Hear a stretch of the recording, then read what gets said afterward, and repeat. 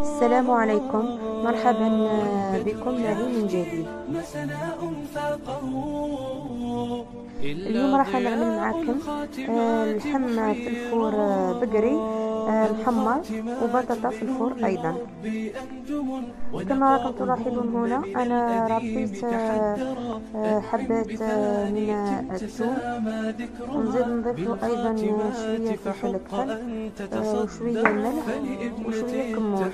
هذه هي التوابل اللي نوضعها فقط. تظل بالقرآن عزا يشترى أبنية التحفيظ أنت قدوة، فبقلبك القرآن صار محبرا. نزيد أيضا نضيف ملعقة من زيت نباتي بفرحة إذ يلبسون التاج منك موقرا، وغدا يفاخر والديك بفرحة إذ يلبسون التاج منك موقرا، إذ يلبسون التاج منك موقرا.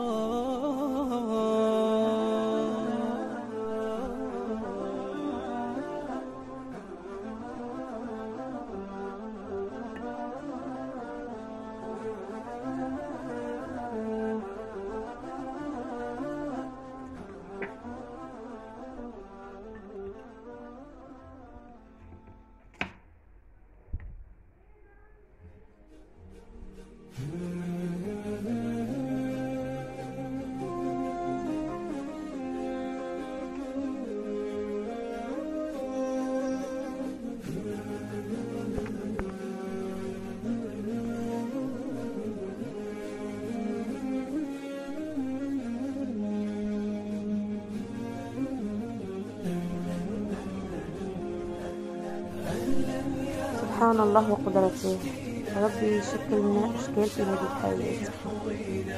يا ضيفا أحيا مقدمه أوقاتا فينا تثرينا، أوقاتا فينا تثرينا، يا جامع خيري. أنا هنا كما راكم تلاحظون أنا قشرت البطاطا تاعي على هذا الشكل، ووضعتها في هذا البول باش يتنحى منها النشاء اللي فيها.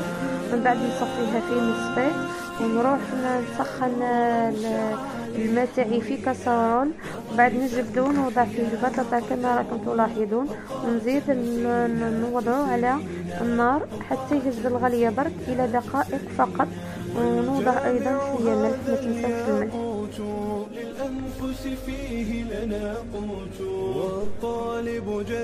أنا هنا كما راكم تلاحظون أنا صفيت البطاطا تاعي من بعد ما هزت شوية غلية فقط. من بعد نروح نجيب سنيوة ونفرش هذيك البطاطا وما نوضعهاش وحده فوق وحدها، لازم تكون كل وحده وحدها.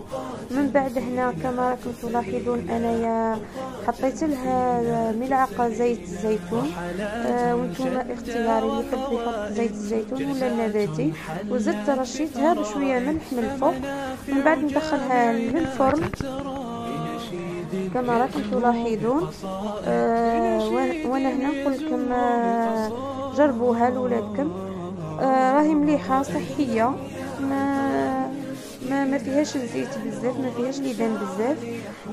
كما راكم تلاحظون انا هنايا قمت بالتزيين تاعها في صحن التقديم.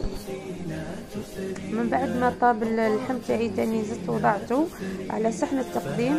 انا هنا معنيه غير نقول لكم الى اللقاء في الفيديو القادم ان شاء الله. ما تنسونيش بوضع جيم ولايك ليصلكم كل جديد مني فضلا وليس امرا، وشكرا لمتتبعي القناه.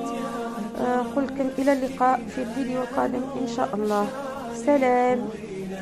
يا ضيفا أحيا مقدمه أوقاتا فينا تثرينا، أوقاتا فينا تثرينا.